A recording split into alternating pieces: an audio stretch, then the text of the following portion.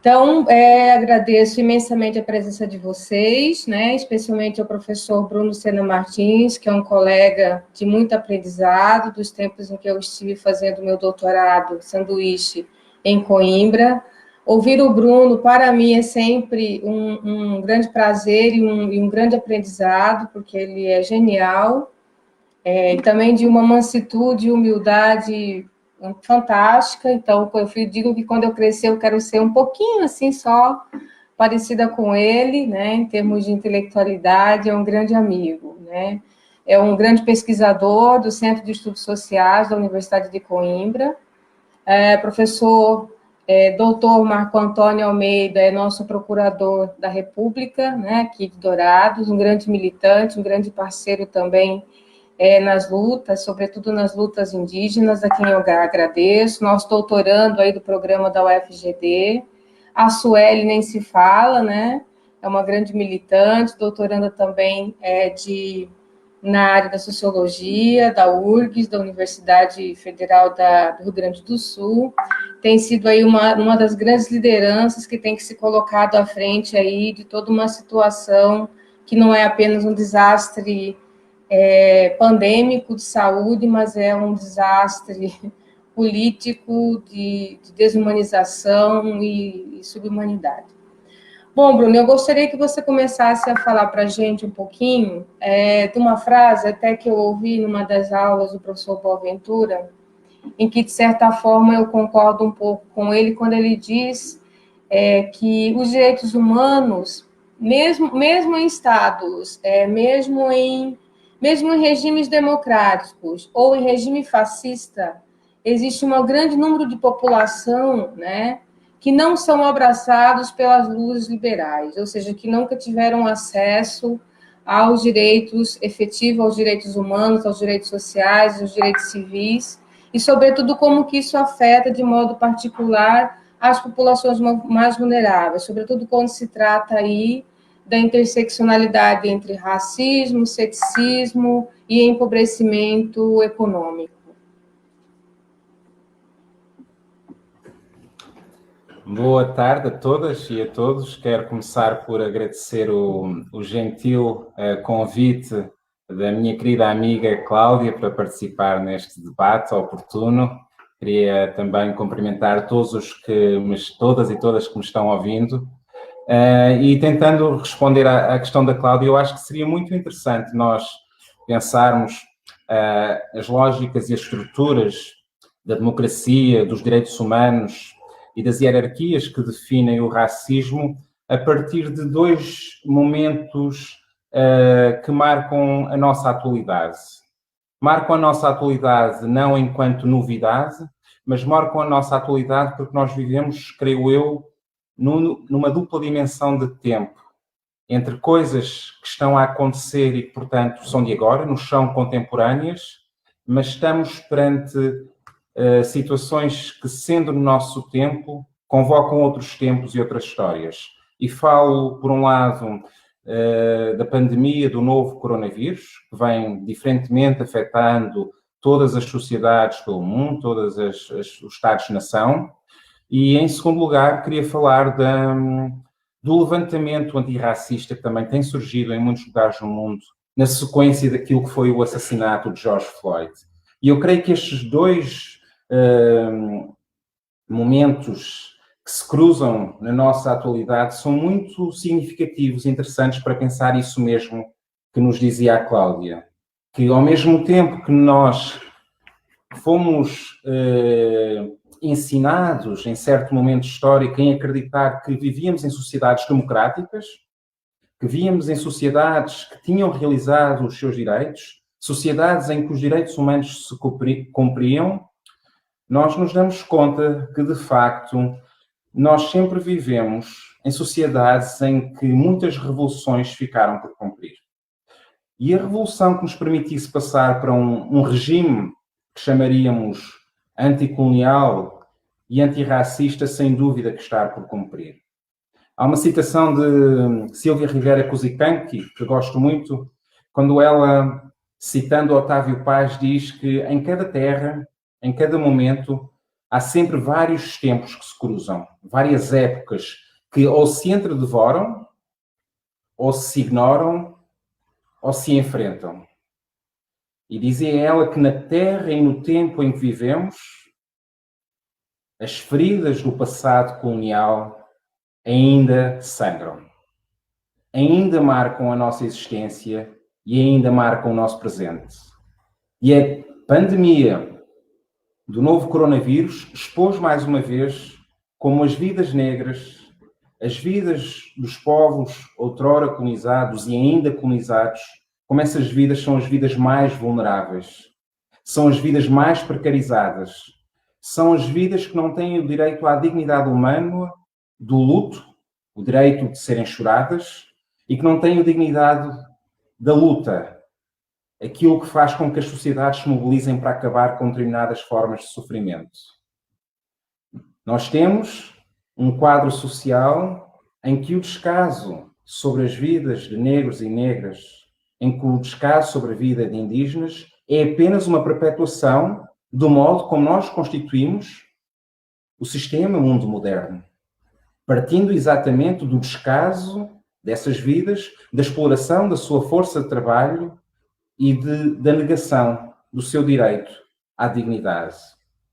Portanto, é muito interessante nós pensarmos e refletirmos o que é que aconteceu quando nós assistimos àqueles 8 minutos e 46 segundos em que um homem negro estava a ser asfixiado, sufocado, sob um joelho de um polícia branco, dizendo as suas últimas palavras: "Eu não consigo respirar", chamando pela sua mãe. Por que essa imagem, forte como é, teve tanto impacto? Podemos pensar as razões, e eu acho que é um debate coletivo que devemos produzir. Eu acho que, por um lado, tem a ver com a crueldade daquele gesto a que nós assistimos. Mas eu acho que também tem a ver com o modo como nos diferentes lugares e nas diferentes sociedades o sofrimento daquele homem negro foi reconhecido como parte do sofrimento que os negros e as negras vivem em outros lugares no mundo, agora e no passado. Nós sabemos que, por exemplo, na sociedade escravocrata, os negros não eram encarcerados, os escravizados e escravizadas não eram colocados na prisão. Eles eram torturados publicamente, iam para o tronco, eram chicoteados, eram açoitados. Isso acontecia por uma lógica muito simples. É que, afinal, colocar um negro que tentava fugir ou que tinha cometido alguma infração à legalidade do tempo, esse negro, se fosse para a prisão, era como se não estivesse a trabalhar, como se estivesse de férias. Então, a tortura pública era a única forma realmente de castigar alguém que já não tinha o direito à liberdade. Como é que nós vamos roubar a liberdade a quem não a tem? Então, nós vivemos em sociedades que se familiarizaram com a tortura dos corpos negros, que se familiarizaram com a trivialização dos seus sofrimentos. Mas é muito curioso também que o modo como nós vimos os movimentos antirracistas que emergiram no Brasil, em Portugal, a solidariedade que as nações africanas estabeleceram ou pedirem de urgência uma reunião do Conselho dos Direitos Humanos das Nações Unidas, é significativo de que também foram feitos avanços tais que nos permitem perceber aquele assassinato enquanto uma ofensa pessoal a todos os negros do mundo, enquanto algo que é insuportável e enquanto algo que nos diz que não somos todos igualmente humanos, que não somos todas igualmente humanas, porque nós vimos naquela cena a atuação das forças do racismo estrutural nas nossas sociedades, que se revelam na violência policial, na brutalidade policial, mas que se revelam também na impunidade de quem comete essas atrocidades e que se revelam realmente na exposição reiterada à violência daqueles que são considerados menos gente, menos pessoas. Onde existe precariedade, é mais fácil estabelecer lógicas de revulnerabilização. Nós sabemos que as populações mais afetadas pela desigualdade económica, são aquelas que estão mais sujeitas aos desastres. Nós sabemos que as populações mais excluídas são aquelas que estão mais sujeitas a novas formas de exclusão. Mas há uma coisa que às vezes nos esquecemos e que não devemos esquecer. É que as populações estruturalmente oprimidas também são as populações que estruturalmente aprenderam a resistir. Séculos de história. Como dizia o Ailton Krenak, quando se falava do impacto do bolsonarismo na vida política brasileira, ele dizia em jeito de piada, como humor: eu estou preocupado é com os brancos, porque nós estamos há 500 anos a resistir. Então nós temos que valorizar, que reconhecer as longas histórias de resistência de quem há muito sobrevive, de quem há muito luta, de quem há muito se reinventa para existir com dignidade no mundo em que vivemos. Durante algum tempo, nos anos 90, convencionou-se uma certa ideia de que nós teríamos chegado ao fim da história. Essa ideia ficou muito solenizada no livro do Francis Fukuyama, exatamente o fim da história. Essa ideia seria que as democracias liberais seriam um final de um estágio. Acabadas todas as revoluções do século XX, ter-se encontrado ali uma sociedade perfeita, uma sociedade que materializava as aspirações de justiça de todos e todas. O erro dessa leitura é que o fim da história só é aceitável para quem gosta do final da história. Para quem aceita aquele final como digno, feliz ou razoável. Para quem não é tido sequer ou nunca foi tido na história, esse final não poderia ser aceitável. E é por isso que eu digo que o antirracismo é uma revolução por cumprir. E o antirracismo não é uma revolução que se opõe a uma ideia de humanismo. O antirracismo denuncia, sim, que o humanismo que hoje existe é um humanismo racista. Dizia o Frantz Fanon que não existe nada mais consistente do que o humanismo racista dos europeus, no tempo do colonialismo, dizia Frantz Fanon.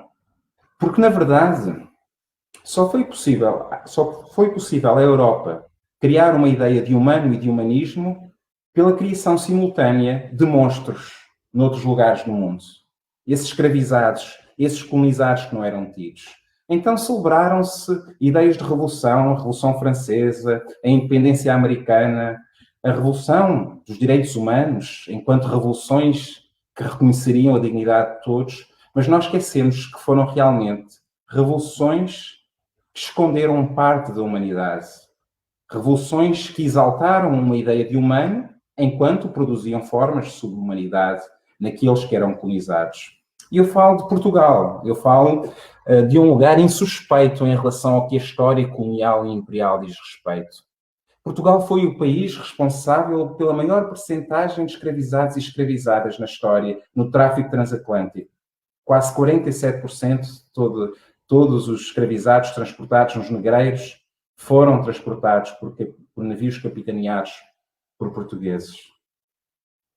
Eu vivo num país em que as possessões coloniais acabaram com uma guerra em 1974, 1975. Ainda existem na sociedade onde eu vivo pessoas que combateram a guerra colonial, pessoas que viveram no regime colonial, no regime dos trabalhos forçados, no regime do indigenato. Então essa história é presente em muitos lugares do mundo e não só nos territórios colonizados, porque os negros em Portugal são tratados ainda sob a perspectiva desse legado colonial e imperial. Da mesma maneira que acontece noutros lugares do mundo.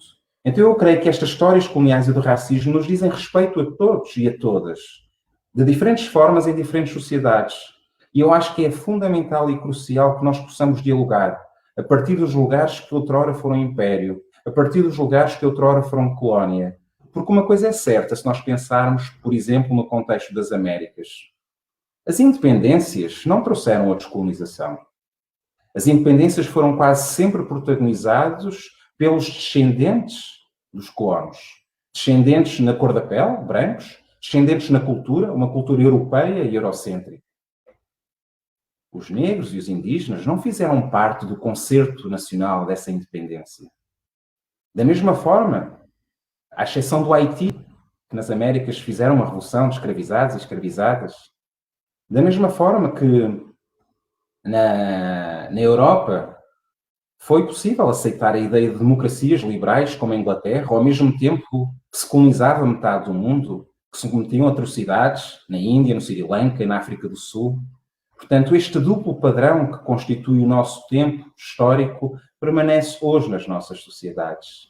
E é muito curioso perceber como é que todos nós, e que aqui falamos num espaço e uma universidade, nós tivemos uma educação que não nos contou a história dos oprimidos. Nós ouvimos, sim, a história humanista das revoluções e das transformações a partir daqueles que definiram os desígnios de uma história branca, vamos chamar-lhe assim. Uma história eminentemente branca que celebra as conquistas europeias como universais e que esquece que essas conquistas foram feitas à expensa da pilhagem, da subhumanização e da negação da dignidade humana a muitas populações pelo mundo. Acho muito importante que neste momento nós sejamos capazes de reconhecer que, se é verdade que as estruturas do racismo permanecem, houve muitas lutas históricas que nós devemos reconhecer como ancestrais do movimento que vivemos hoje, do Black Lives Matter, vidas pretas importam, vidas negras importam, como se diz em Portugal. Nós devemos conhecer Rosa Parks, que se recusou a sentar na parte de trás do autocarro. Nós devemos lembrar os grevistas de Memphis, que traziam cartazes que diziam apenas isto: I am a man. Eu sou um homem. Eu recuso ser tratado como boy, como rapaz. Eu recuso a ser bestializado enquanto animal. Eu quero ser tratado como homem e como humano. Porque há uma coisa curiosa naquilo que eram as casas do tempo escravocrata. O homem branco podia bater na mulher, podia bater nas crianças e podia bater nos escravizados. Porque os escravizados eram assimilados a crianças eternas, eram bestializados enquanto animais e, portanto, na casa de um escravocrata havia sempre lágrimas e choro, não só das crianças que fizeram alguma coisa errada, mas de homens adultos que eram tratados como crianças e como animais. E essas histórias reportam-nos, sim, ao presente. Reportam-nos, por exemplo, ao que acontece no Brasil, em que nós sabemos que um homem negro tem 8 vezes a probabilidade de morrer de homicídio do que um homem branco. Essas histórias reportam, por exemplo, a ideia de que George Floyd não foi um assassinato excepcional. Faz parte de uma estrutura da polícia que foi montada exatamente para perseguir os escravizados que fugiam. Faz-nos lembrar Eric Garner, que em 2014 morreu exatamente dizendo as mesmas palavras: eu não consigo respirar. E Eric Garner proferiu essas palavras 14 vezes, até que deixou de conseguir respirar. E é sobre o silêncio das palavras de Eric Garner, sobre o silêncio das palavras de George Floyd, que se erguem agora as nossas vozes para reclamar por uma revolução que ainda não aconteceu. Uma revolução que vai ser importante para os negros e negras em diferentes lugares do mundo, mas que vai ser importante para todos aqueles que acreditam nas ideias de democracia, nos ideais do humanismo, e todos aqueles que acreditam que é insuportável a ideia de vivermos num mundo em que as hierarquias raciais estabelecem o direito a alguns ignorarem o sofrimento de outros. E, portanto, esse mundo que nós queremos construir é um mundo em que nós precisamos de uma convicção antissistémica de que o racismo a todos e a todas diz respeito. O racismo é uma luta, a luta antirracista é uma luta pela dignidade, que nos faz perceber que fazemos parte de uma história coletiva, a história da modernidade, que a vivemos de diferente modo, com diferentes situações de privilégio, com diferentes situações de igualdade de oportunidades. Faz-nos pensar também que ser antirracista é também lutar por um Estado social que permita que exista educação para todos, que permita que exista um Sistema Nacional de Saúde, um SUS que seja bem equipado e que atenda a todos e não apenas os privilegiados ou as privilegiadas, que que têm direito a ter um plano de saúde. Essa luta antirracista é uma luta atual e importante. Um teórico sul-africano, Jabu Belele, dizia que existe no mundo em que vivemos a ideia da santidade global do corpo branco. É como se o corpo branco fosse santificado. E quando acontece algum ato, algum gesto que ponha em causa a santidade dessas vidas, gera-se uma comoção que transforma as sociedades para melhor, que transforma as sociedades para a ideia do nunca mais. Gostaríamos de acreditar que a morte de George Floyd, o assassinato de George Floyd e as reações ao assassinato de George Floyd possam estabelecer o fim de um tempo. Um fim de um tempo em que existem corpos santificados e corpos animalizados. Um tempo em que a humanidade que partilhamos possa ser tida enquanto parte da vulnerabilidade que todos vivemos, vivendo num mundo que está sujeito a catástrofes, a pandemias, a violências, a guerras, à miséria, ao sofrimento e à doença. Queria terminar, não queria ocupar muito do tempo para dar também a palavra à Suelen e ao Marco e à Cláudia e a quem quisesse fazer perguntas, mas queria lembrar uma história que um ativista que lutou contra o Império Colonial Português, Amílcar Cabral, em 1948, ele escrevia uma carta à sua namorada da altura. A sua namorada era uma mulher portuguesa, branca, e ele que até estava numa posição de relativo privilégio a viver na metrópole, em Portugal, na colónia, ele explicava-lhe que tinha que ir para a África lutar contra o colonialismo. Ele tinha que ir para a Guiné-Bissau a lutar pela independência da Guiné-Bissau e de Cabo Verde. E ele dizia-lhe, e ele achava que tinha que acreditar que a amava, a Maria Helena, mas que não podia desistir da sua causa. E dizia ele, e cito, tu sabes, como eu, quais as forças que me chamam para a África. Forças a que não resistirei, porque seria trair-me, seria trair a própria vida. Da mesma maneira, e no mesmo sentido, dizia Frantz Fanon, que há pouco citava, cada geração, numa relativa opacidade, deve descobrir a sua missão e aí decidir se a quer cumprir ou se a quer trair. E lembro também uma autora norte-americana negra, Bell Hooks, quando ela dizia que a autoestima, o autoamor, é um radical manifesto político. O autoamor é o manifesto de alguém que não aceita ser tratado como menos pessoa. Alguém que não se aceita reconhecer como menos bonito. Daí o moto importante nos direitos civis americanos, Black is beautiful. O negro é bonito, o negro é belo. O autoamor é um princípio essencial de luta. A autoestima é um princípio essencial para a revolução. E se nós acreditarmos que merecemos o lugar subalterno que a sociedade branca e colonial nos conferiu, nós estamos a desonrar as histórias daqueles que lutaram. Nós estamos a trair a nossa missão. Então, quando nós pensamos naquilo que é a nossa missão histórica, nós temos que olhar para o passado. E temos que dizer, como dizia Frantz Fanon, dizia ele, que devemos olhar para todas as revoluções que aconteceram no passado, de negros, daqueles que lutaram contra o colonialismo. Nós devemos ordenar, dar ordem, dar sentido a todas as revoltas. Sejam as revoltas bem-sucedidas, sejam aquelas que foram apenas atos desesperados, ou as revoltas que foram tentativas abortadas em sangue. E falamos, e vou enumerar algumas dessas revoltas que devemos trazer connosco, e alguns desses corpos que fazem parte da nossa história e da nossa missão. Falamos da independência do Haiti, falamos da revolta dos Malés em Salvador da Bahia, falamos da Guerra das Mulheres em 1929 na Nigéria, falamos da luta dos trabalhadores ferroviários de Dakar, no Senegal, falamos do massacre de Djibouti, em Guiné-Bissau, de Iriamo, em Moçambique, de Batepá, em São Tomé, da prisão do Tarrafal, do campo de concentração do Tarrafal, em Cabo Verde. Falamos do levante de Soweto, em 1976, na África do Sul. Falamos de Selma, nos Estados Unidos. Falamos de Alcindo Monteiro, em Portugal, assassinado por nazis.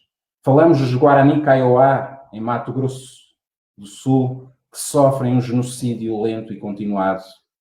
Falamos de Marielle Franco. Falamos do bairro da Jamaica, nos subúrbios de Lisboa, na periferia de Lisboa. Falamos de George Floyd. Falamos de João Pedro. Falamos de Agatha Félix. Seja na universidade, seja nos nossos cotidianos, nas nossas ruas, nos movimentos sociais, nós devemos sempre trazer connosco a vasta ancestralidade da luta contra o racismo. Devemos trazer connosco as revoluções bem-sucedidas e aquelas que foram abortadas nos sucessivos presentes. E estas revoluções, creio eu, constituem um crucial memorando de que, havendo memória dos que sempre resistiram, nós não temos o direito de trair a nossa missão. Nós não temos o direito de não lutar. Nós não temos o direito de não convidar os brancos e as brancas a fazerem parte da nossa luta por uma sociedade que sim cumpra os ideais do humanismo, lutando contra o racismo e contra o colonialismo. Obrigado.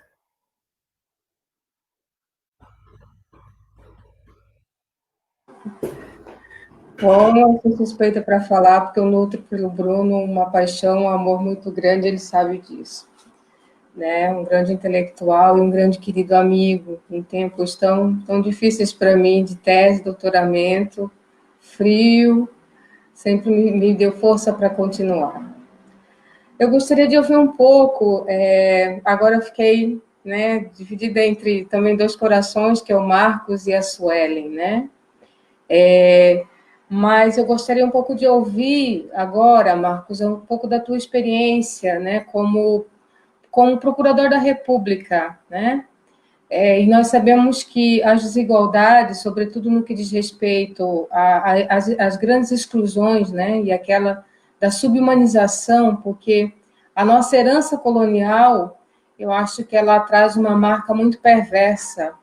Ela, além de de sempre nos tentar colocar no lugar subalterno, ela também tem uma postura de nos desumanizar.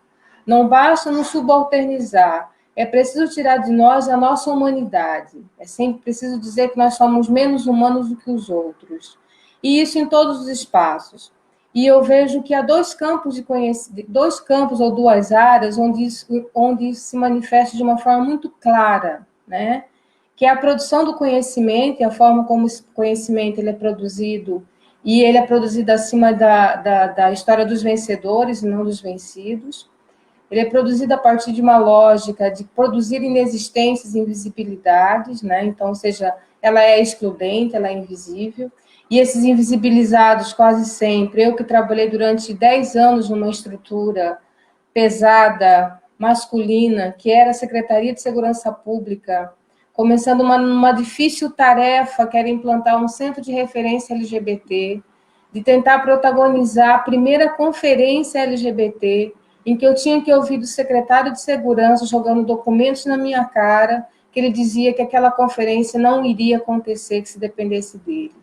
Mas foi justamente com essa capacidade que nós, do movimento negro, temos de capilarizar não só o movimento negro, mas o movimento de mulheres, o movimento LGBT, e nós conseguimos realizar uma grande conferência, com mais de 27 municípios participando, com apoio da Universidade Federal do Mato Grosso à época, por incrível que pareça, com muitos apoios dentro da própria Polícia Militar, porque à época nós tínhamos como uma subcomandante uma mulher, né, ou seja, uma mulher num comando e com poder de decisão, e ela foi fundamental para que a Polícia Militar nos desse apoio, e isso a gente sabe que num estado como o Mato Grosso, imenso, onde a polícia é quase uma segunda autoridade do que o prefeito. Então, quando eu chegava nos polos que eu precisava mobilizar, a Polícia Militar já tinha feito seu trabalho, os aliados, naquele contexto, que hoje é uma outra realidade muito diferente, né? Uma outra política de violação.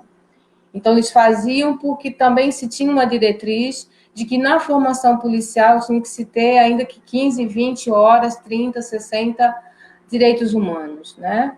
E aí nós conseguimos mobilizar um coletivo muito grande da LGBT, de 27, e isso feito em um mês, né? E começamos uma conferência sem recurso algum. Então, eu ia para os municípios, dizia lá, pactuava com os prefeitos para mandarem os ônibus para a conferência e dizia que já tinha tudo organizado, que já tinha comida, já tinha hospedagem, quando não tinha absolutamente nada. Eu blefava o tempo todo. Mas eu tinha que fazer isso ou a conferência não acontecia. E acabou que aconteceu. Então, acho que os movimentos sociais, eles têm essa força, né, de quando a gente une as nossas forças. E do outro lado, né, com essas posições de invisibilidade, que é o conhecimento, a gente vê que hoje, no atual contexto, aqueles que deveriam ser os nossos protetores de direito, especialmente o MP, em alguns casos, né, o Ministério Público Federal, ou o Ministério Público Estadual, o Judiciário de uma forma em geral, ele acaba sendo aquele grande entrave, inclusive, do acesso à justiça, porque para mim nem sempre direitos é sinônimo de justiça. E aí eu gostaria que você falasse um pouco sobre esta posição, né, no qual você trabalha, você tem uma grande experiência, é um procurador da República, eu conheço um pouco do seu trabalho, eu sei da sua luta enquanto defensor, das lutas aqui dos povos indígenas, dos Guarani Kaiowá e de todas as etnias que compõem aqui o Mato Grosso do Sul, que é a segunda grande nação brasileira com o maior número de indígenas. Então, se você pudesse também falar um pouquinho dessa tua experiência enquanto defensor de direitos, né? E que você também e também por você ter uma posição que para nós é muito cara, assim como eu na universidade, como uma professora negra, você como um negro dentro do MP, em espaços que são privilégios brancos, né? A gente tem que dizer que a branquitude é quem define as diretrizes, né? E a branquitude está sempre muito preocupada em manter e garantir os seus privilégios ideológicos, políticos, sociais e culturais. Então, eu queria que você falasse um pouquinho sobre isso.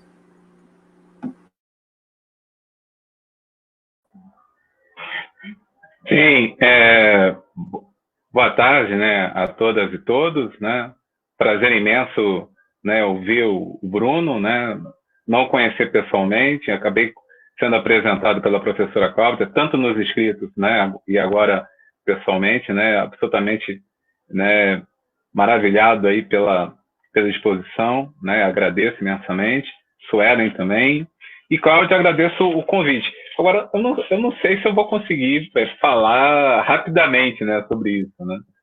Bem, acho que o primeiro aspecto, e aí já dialogando um pouco com o Bruno, o primeiro aspecto, né, da pandemia é explicitar desigualdades, né, que elas sempre ficaram ocultas, apesar de que eu digo que ficaram ocultas como um elefante embaixo de um tapete, né? Elas sempre foram ignoradas, né? Mas eram absolutamente manifestas.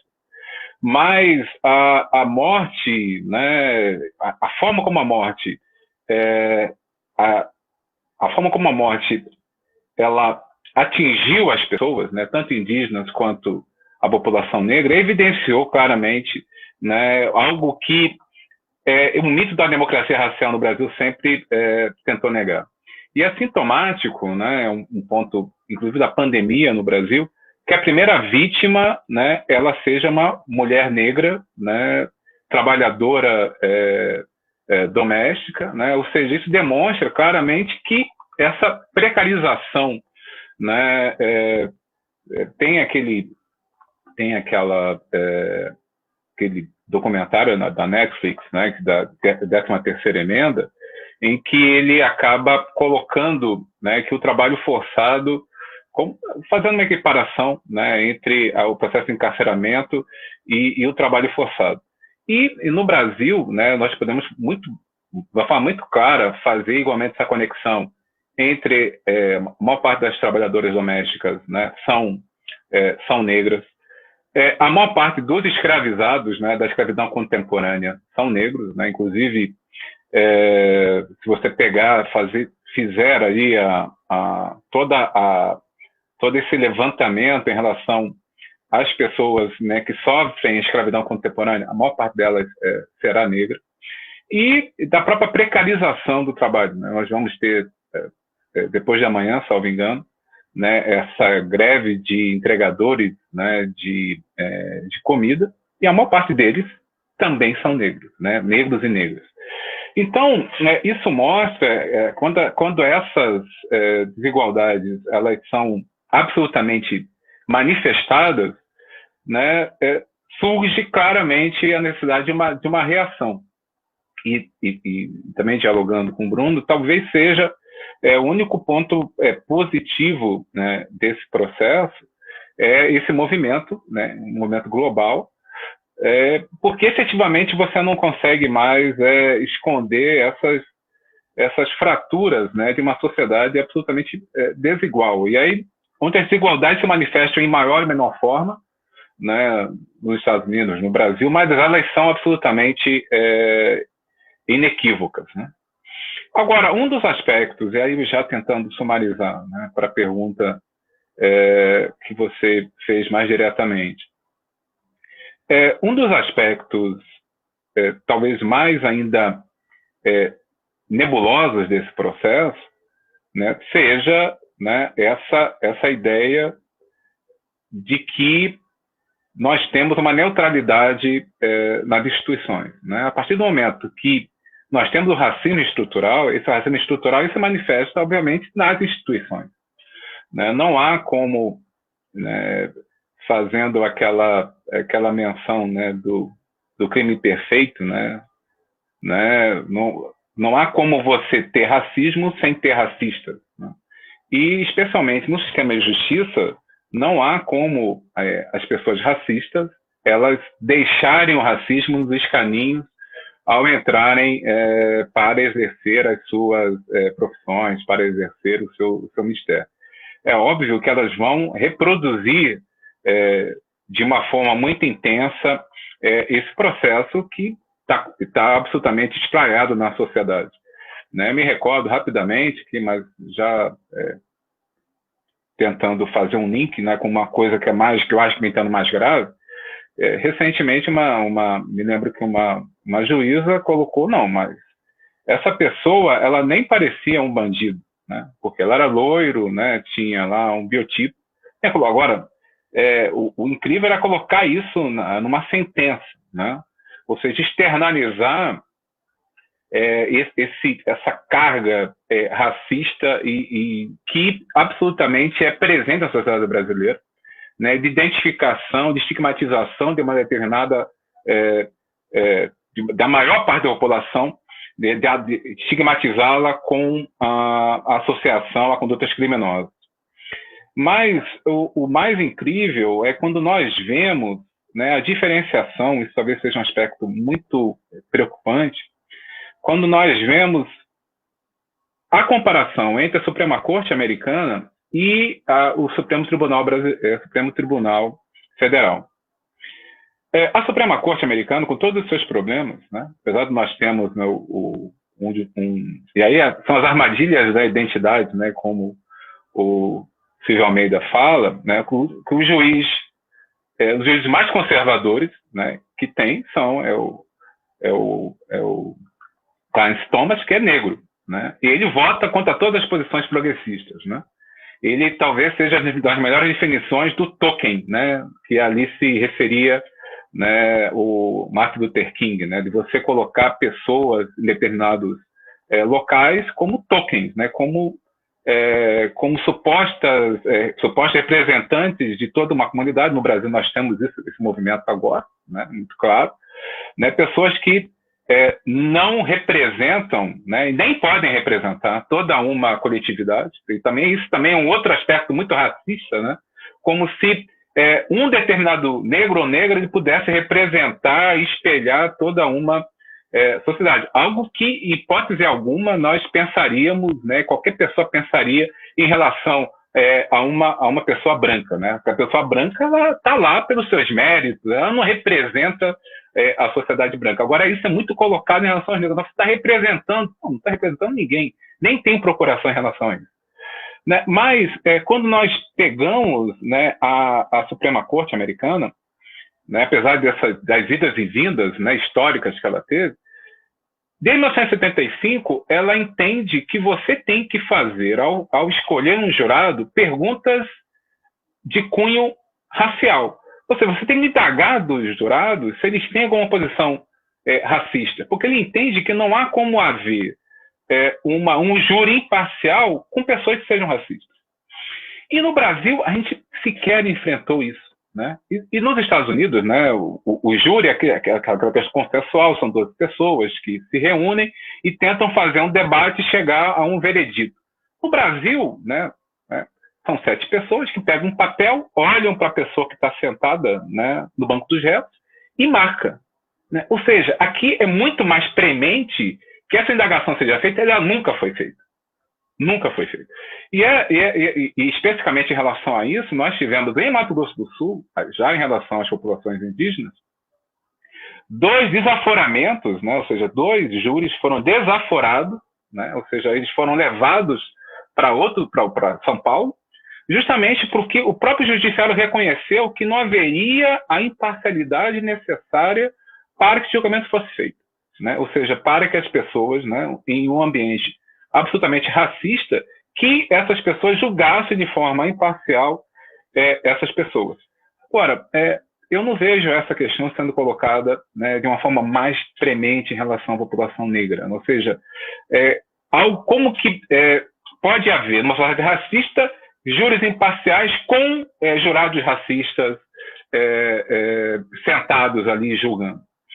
E me parece que o Supremo, já caminhando por final, não enfrenta essa questão. Né? Nós tivemos um caso emblemático, que é o caso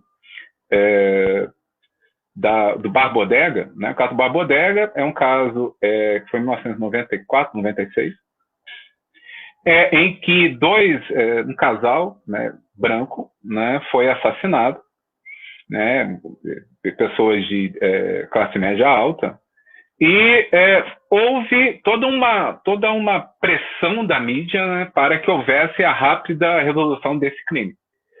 E quando foram obtidos os primeiros suspeitos, né, eram todos eles negros, né, cerca de 4 ou 6 pessoas, que foram torturados, mas felizmente ali a justiça funcionou. O próprio promotor do caso verificou que havia falhas gritantes nesse processo e determinou a nulidade da prisão. Eles ficaram presos durante muito tempo, foram absolutamente achincalhados pela mídia, né? Algo muito parecido com aquele caso, né, do Central Park Five, né, aquele caso famoso, né? Ou seja, são animais, são pessoas que não merecem viver. Isso foi espelhado na mídia, esse processo de desumanização que é muito evidenciado, né, no racismo. Posteriormente, foram identificados, né, os verdadeiros criminosos, que não eram negros, eram pessoas brancas. Esse julgamento ele foi para o Supremo, e o Supremo, de forma muito técnica, colocou: não, realmente houve uma prisão ilegal, né, uma prisão indevida, houve um erro judiciário. Mas nenhuma linha, né, sobre o racismo que foi cometido em relação àquelas pessoas. Nenhuma linha, nada, absolutamente nada. Né? Como se não fosse o racismo que tivesse acarretado o erro judiciário. Da mesma forma, agora nós tivemos, né, a DPF 635, né, do Fachin, uma ação em que houve a proibição de realização de operações policiais nas comunidades do Rio de Janeiro. E ainda que o ministro Fachin ele faça referência ao caso da Corte Interamericana, um caso relacionado ao caso da Favela Nova Brasília, Favela Naval, o caso de São Paulo, Favela Nova Brasília. O caso da Favela Nova Brasília, da Corte Interamericana, ele faz menção explícita ao fato, né, que o professor Bruno colocou, da possibilidade muito maior de um negro, né, majoritariamente aí negros, né, serem mortos, né, pela polícia. Né. Fez referência a essa abordagem racista da polícia brasileira, mas essa menção ela estava referenciada no texto do ministro Fachin. O ministro Fachin em si também não teceu nenhuma linha sobre o racismo estrutural no Brasil. Então, me parece que há um silêncio eloquente do sistema judiciário em desconhecer, né, esse racismo estrutural. Então, isso acaba se manifestando claramente em posições, né, de colegas, né, que acabam igualmente reproduzindo esse sistema de racismo estrutural. Então, esperamos, né, que com esse avanço, eu vi ontem uma reportagem, um videozinho muito legal daquela Equal Justice Initiative, né, que é um movimento justamente para a libertação, para a correção de erros, né, no Poder Judiciário. Até ficou relativamente famoso, né, que tem um filme sobre o fundador dessa Equal Justice Initiative, que é o Luta por Justiça, salvo engano, no Brasil, em que ele fala que esse é o momento dessas perguntas incômodas, né, serem feitas. Né? Não há um momento mais adequado para que a gente explicite, né, o quanto necessárias são essas perguntas incômodas. Né? É fundamental que essas perguntas incômodas sejam feitas não apenas, né, e aí, né, já encerrando definitivamente, não apenas pelas pessoas negras, né, mas também por todas as pessoas que apoiam a luta antirracista. Que elas comecem a se questionar, que elas comecem a se incomodar. Né? Porque enquanto essas perguntas incômodas, enquanto essas ações incômodas não forem efetivamente efetivadas, nós não conseguiremos, né, efetivar uma sociedade que seja igualitária. Não sei se eu respondi, né, mas aí ficou à disposição aí para complementar, se for necessário. Uau, fica difícil, né? Os nossos convidados são maravilhosos. Suelen, ontem, não por acaso, eu estava lendo um pouco do texto da Audre Lorde e me chamou a atenção para algo que eu, como alguém que estuda um pouco do feminismo, minha tese de doutoramento foi com mulheres encarceradas, embora não tenha tratado das mulheres encarceradas negras, mas sempre que as pessoas também me chamam para falar sobre o encarceramento feminino, é sempre assim. Não, eu quero que você fale sobre as mulheres negras encarceradas. Ninguém pergunta sobre a minha tese. E a minha tese, ela apresenta uma série de questões para todas nós mulheres negras, obviamente, que o sistema carcerário, ele né, a cada quatro, 3 são negros, tanto para homens quanto para as mulheres. E aí a Audre Lorde me chamou a atenção de uma coisa que eu ainda não havia pensado, a respeito da forma como nós interpretamos o patriarcado, né? E a forma como nós, mulheres brancas, como as mulheres brancas interpretam o patriarcado, como nós, mulheres negras, devemos interpretar o patriarcado. Porque os nossos filhos, os nossos maridos, né, também sofrem uma lógica do patriarcado, vamos dizer assim, dos mandatos de poder do patriarcado, e de um patriarcado que é branco. E muitas vezes nós não temos conseguido tecer, até mesmo como feministas e como pessoas que produzimos e como militamos, né, na área dos direitos das mulheres. Eu milito em qualquer luta. Falou que é para brigar comigo mesmo, né? O que eu quero mesmo é uma boa briga. Então, mas nesse caso, e sei que você faz parte de uma associação feminista, e aí eu fico pensando de como que as dores das mulheres, das mulheres negras que perdem os seus homens negros, né? Que são os seus maridos, que são seus filhos, que são os seus irmãos, também são vidas enlutáveis. E que muito pouco também dos feminismos tem discutido. E a Audre Lorde me chamou muita atenção a respeito disso, de como que o patriarcado, por nós mulheres negras, ele tem que ser reinterpretado.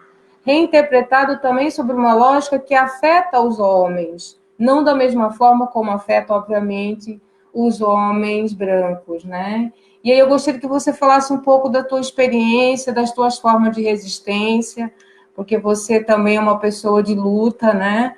É quem encabeçou aí o primeiro grande movimento nacional com as torcidas organizadas contra, enfim, contra a atual posição política na qual nós passamos. Eu gostaria que você falasse um pouco de você, da sua experiência, e também dessa relação nossa com o feminino, né, em relação ao que está sendo discutido. Então, uma boa tarde a todas e a todos que estão aqui nos acompanhando, em especial a Cláudia pelo convite, aos meus colegas que estão aqui. Uma satisfação muito grande de estar aqui com vocês. Aqui no Sul, muito frio, né? Começou o nosso inverno aqui no Rio Grande do Sul, gaúcho. Então, estou entroxada porque, de fato, está muito frio aqui. Pensando sobre a nossa temática, né, pensar os direitos humanos, pensar esse contexto de uma pandemia internacional somada ao nosso contexto brasileiro, que bem foi apresentado tanto pela Cláudia, tanto pelo Marco, na perspectiva que essas desigualdades estruturais de gênero e raça ficam mais nítidas, né, para todos e todas, e a gente percebe o quanto, num contexto de crise também do sistema capitalista, do quanto nós, população negra, nós, mulheres negras que somos a base desse sistema, estamos mais em um processo de desigualdade muito mais potencializado, infelizmente, onde as nossas vidas estão numa linha muito tênue, né, nesse processo de desumanidade que bem foi apresentado anteriormente. Então, logo que a gente visualiza a partir daqui, né, do sul global, digamos, do sul aqui, eu me organizo num coletivo de mulheres negras chamado Atinuqué. A Atinuqué em Iorubá é aquela que merece carinho desde o ventre. Então, é um grupo de mulheres negras que nós estamos indo para o 5º ano, agora no próximo período, que se uniu por conta de um processo, né? Que era um processo de encontro com a nossa história e com a nossa trajetória a partir da produção intelectual de mulheres negras. E a partir desse momento que eu consigo me encontrar também nesse processo da produção acadêmica, que é uma produção, infelizmente, majoritariamente branca e masculina, na qual nós tínhamos dificuldade, né? A nossa experiência também ela é múltipla, são mulheres da academia, mas não só, então mulheres da militância nos movimentos negros, nos movimentos de mulheres, e na academia que buscam na produção de mulheres negras pensar alternativas para o período na qual nós estamos. E é nesse local que, digamos assim, é que eu consigo ter condições. Eu acho que a citação da Bell Hooks, eu acho que é uma questão bem importante do quanto o afeto e o amor que nos foi ceifado ao longo desse processo colonial na busca da nossa desumanidade, é nesses locais que a gente se encontra enquanto potência de vida a pensar também a nossa contribuição nesse período histórico. Então, eu parto, na minha perspectiva, a partir desse olhar que eu tive através dessas irmãs, as irmãs Atinuqués, que me proporcionaram acessar a produção e a literatura, não só da minha área, que eu sou da sociologia, mas do quanto a produção intelectual de mulheres negras na literatura brasileira de outros países, outras produções intelectuais nos formam, né? E essa produção que o movimento social negro também nos proporciona, digamos, é um diferencial quando a gente percebe que, infelizmente, os nossos currículos nas nossas instituições ainda não estão à altura de um processo recente, digamos, da nossa história, na qual nós estamos acessando o ensino superior no nosso país. Eu sou filha da primeira turma de ações afirmativas de cotas raciais no interior do Rio Grande do Sul, na Universidade Federal de Santa Maria, na qual nós fizemos um importante debate com a descolonização também dos currículos, né? Não basta que nós tenhamos acesso, mas como que a gente descoloniza também o nosso saber. E atualmente estou também na primeira turma de ações afirmativas de cotas raciais no programa de pós-graduação em sociologia, na qual a nossa primeira turma Nós acessamos, então, no ano de 2017, estamos no último ano de doutoramento, então, o quanto é um processo constante, que essas fontes outras nos proporcionam, então, a refletir a partir dessa experiência de mulher negra no sul do Brasil, com experiências outras, epistemologias outras. Uma outra questão importante para eu tentar contextualizar o porquê também da nossa ação na academia e também na vida política, é a gente pensar que nesse último período também recente, tivemos a oportunidade aqui de não ver a América Latina pelas costas, porque uma outra grande questão que nós enfrentamos aqui, o quanto nós estamos distantes da produção intelectual e da militância também dos nossos irmãos latino-americanos, né? E aí, obviamente, nós temos algumas barreiras, a língua é uma delas, mas eu tive a oportunidade, então, de ser aluna da escola da Claxo, que debate as questões raciais. Então, no ano passado, eu tive a oportunidade de ser aluna da terceira turma da Claxo sobre racismo e antirracismo nas Américas, podemos dizer assim, porque tinham convidados também norte-americanos, e eu consegui abrir uma potencialidade de pensar as nossas questões a partir da experiência dos nossos irmãos que estão num debate muito mais aprofundado das nossas relações étnico e raciais e das nossas experiências pós-coloniais, que são muito próximas, mas o que, infelizmente,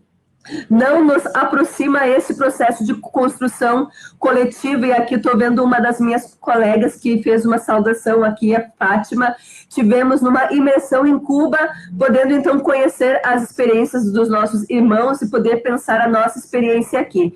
E aí, obviamente, como disse o professor Bruno, né, essa nossa missão acaba tomando outras dimensões, né? E aí é nessa perspectiva que eu venho fazendo essas reflexões de como esse processo de pandemia a nível internacional atinge a vida das mulheres negras no nosso país. Então, nós fizemos uma produção coletiva com os nossos colegas da Claxo, em formato de boletins, chamado Ancestralidade, Antirracismo e Atualidades, da Claxo, e começamos, então, a pensar de que forma que esse processo de pandemia internacional estava, digamos, impactando as nossas realidades nacionais. E aí eu gostaria de trazer algumas das inquietações que me saltam os olhos sobre o caso brasileiro e o quanto atinge nós enquanto mulheres e nós enquanto mulheres negras, né? Eu acho que puxando um pouco do que o Marco também nos apresenta, que é essa desigualdade estrutural nítida, nos coloca, digamos, em alguns processos que a gente precisa refletir, que são processos, digamos assim, diferenciados em outros países, mas em especial aqui no nosso país, né? Essa política genocida de uma nação que fez uma opção política desde o processo pós-colonial, na busca pelo branco, na busca pela branquitude, na política de imigração, na política de miscigenação, como uma forma de apresentar o nosso país para o mundo moderno, esse mundo na qual nós, negros e negras, precisaríamos ser exterminados em última instância, do quanto as instituições reproduzem essa lógica da busca pelo branco, da busca pela humanidade, né, dita humanidade, e como as instituições constroem essa narrativa e constroem essa produção de vida, essa produção de morte. Então, como nós visualizamos esse debate em outros países, a primeira questão que nos salta aos olhos, né, assim que começaram a apresentar dados de mortalidade, infelizmente, das populações negras na Europa e nos Estados Unidos, a nossa primeira preocupação é como pensar a realidade nacional, sendo que há uma política deliberada do governo federal e não produção de dados com a perspectiva de raça e de gênero, nem a nível nacional, nem a níveis estaduais. Então, essas primeiras inquietações começamos a dialogar com inúmeros colegas, né, de outros estados para pensar de que forma a gente poderia tensionar os governos, né, e os ministérios à produção de dados para a gente poder compreender o impacto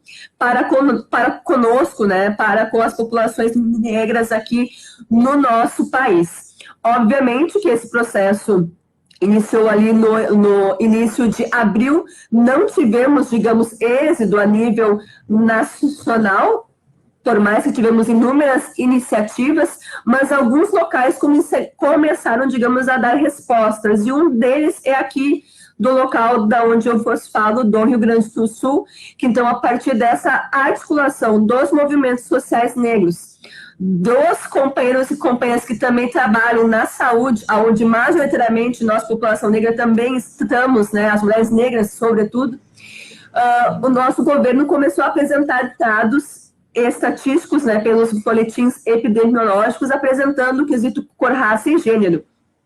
Então, uma primeira análise que nós fizemos é que, num primeiro período, tanto o índice de contaminados quanto o índice, infelizmente, de óbitos estava ainda numa classe média alta branca, sul-rio-grandense, um estado onde nós, população negra, somos na base de 15%, 16%, porém, os últimos dados dos boletins já apresentam uma mudança substancial. Houve um avanço para o interior, houve um avanço para as populações negras e não negras, né, da classe trabalhadora, e já essa inversão em questão de alguns dias, podemos dizer assim, nesse período aqui no estado. Então, ou seja, essa política de genocídio muito bem construída, seja ela na invisibilidade para com a produção de dados, que a todo momento há esse processo de não divulgação real, né? E sabemos certamente das subnotificações que nós temos aqui no nosso país. E essa política genocida do atual governo de ataque ao Sistema Único de Saúde, sabendo que nós, população negra, somos majoritariamente o SUS dependentes, né? Dependemos de um sistema público para o acesso à saúde, o ataque nítido ao ensino, à pesquisa, as nossas pesquisas, né, totalmente desvalorizadas, né, com um ataque brutal ao ensino, à pesquisa, à produção científica também, que é um outro diferencial, digamos assim, Bruno, da nossa realidade aqui local, né? Nós somos aqui um país gestado, né, por um governo que produz ciência, né, também. Então, do quanto essa política de genocídio contra o nosso povo também se manifesta nessas questões, e nós, digamos assim, a partir de todas essas inquietações, buscamos, então, produzir análises regionais sobre o impacto para as populações negras, e também optamos em fazer um outro movimento, que é de pensar que aonde o Estado não chega, nós, enquanto movimentos, vamos precisar agir.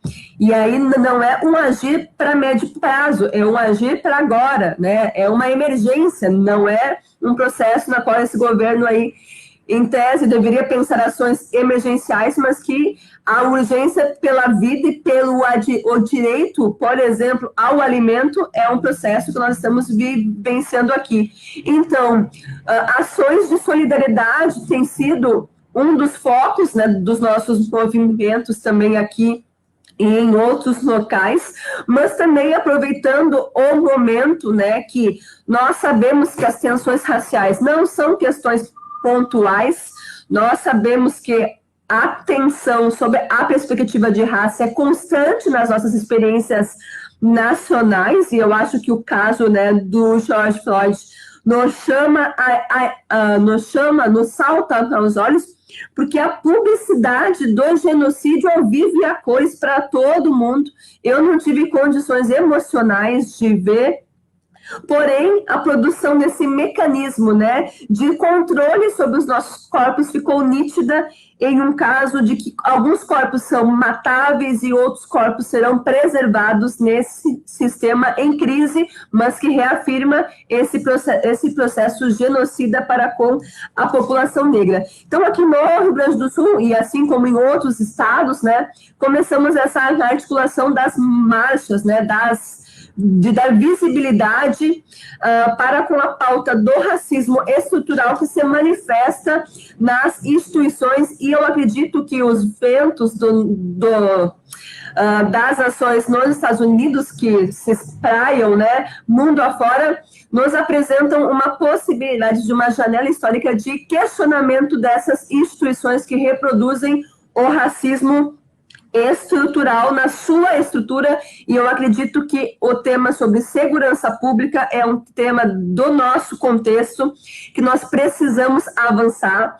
Então, aqui no Rio Grande do Sul, infelizmente, durante esse processo de isolamento, tivemos casos nítidos também, infelizmente, de racismo institucional com morte, né, de jovens negros aqui no nosso estado. Então, nós fizemos uma opção radical de avançar para cima do governo local. É um governo de direita, né, do PSTB, a figura aqui do governador do Rio Grande do Sul, um jovem, em tese, né, deste campo que representa esse processo, desse projeto genocida, e nós abrimos, então, uma janela de oportunidade na perspectiva de questionamento da polícia militar do Rio Grande do Sul, que em um dos seus processos administrativos sobre a morte do Gustavo Amaral, um jovem negro que foi executado agora no mês de abril, numa abordagem infeliz da polícia, que conclui o seu inquérito inocentando o policial, né, assassino, criminoso, justificando legítima defesa imaginária. Esse foi o conceito apresentado na perspectiva que o policial agiu porque previu ou imaginou que o Gustavo estaria, então, o atacando, enfim, todo um processo muito complexo de, inclusive, versões que a própria polícia se contradiz, a polícia militar, na qual esse senhor faz parte da instituição, percebe como um delito e apresenta, então, esse processo, e a polícia civil, que é a nossa polícia de investigação, inocenta e ainda justifica na tentativa de legítima defesa imaginária. Nesse sentido, nós fomos para as ruas aqui, mesmo nesse contexto de isolamento, sabendo de todos os riscos que estávamos correndo, mas conseguimos fazer ações de rua em poucos dias, que se articulou, obviamente, com as manifestações que já estavam ocorrendo, antifascistas, aqui no nosso estado, todos os domingos nas ruas, que inicialmente eram contra atos, na perspectiva de que os fascistas estavam muito bem articulados em locais estratégicos, em frente aos quartéis generais, contando com a segurança do Estado, na perspectiva de ataque à democracia, ataque, inclusive, às pessoas. Então, iniciamos nosso processo de contra-atos que começaram a ganhar maior envergadura. Então, foi muito importante essa articulação dos movimentos, né, em defesa da democracia, e que foi ampliando na perspectiva também de ações antirracistas. Então, teve uma aliança aqui importante, né, dos movimentos antifascistas e antirracistas, e fizemos uma última ação com mais de 5.000 pessoas nas ruas, buscando, obviamente, pensar o distanciamento. Nesse momento, fizemos a opção em sair das ruas e pensar outras formas de articulação, porque é nesse momento que o nosso estado avança, né, infelizmente, com os casos tanto de contaminados quanto de óbitos aqui no Rio Grande do Sul, mas no período que nós pudemos estar nas ruas,